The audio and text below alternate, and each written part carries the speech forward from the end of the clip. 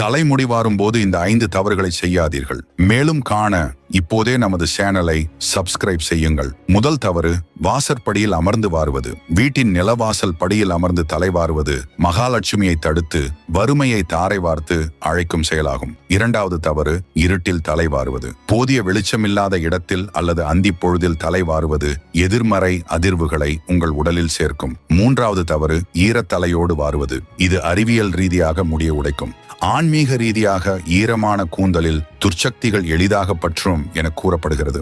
நான்காவது தவறு, உதிர்ந்த முடியை காற்றில் பறக்க விடுவது. உதிர்ந்த முடிகள் காற்றில் பறந்தால் அது குடும்பத்தில் வீண் சண்டைகளையும் பிரிவினையையும் உண்டாக்கும். ஐந்தாவது தவறு, சீப்பில் உள்ள முடியை எடுக்காமல் விடுவது. அழுக்கு மற்றும் முடிகளுடன் கூடிய சீப்பை பயன்படுத்துவது உங்கள் முன்னேற்றத்தை தடுத்து தேக்க நிலையை உண்டாக்கும். உதிர்ந்த முடிகளை சேகரித்து உருட்டி வீட்டின் மூலைகளில் போடாமல் குப்பையில் முறையாக அப்புறப்படுத்துவது திருஷ்டியை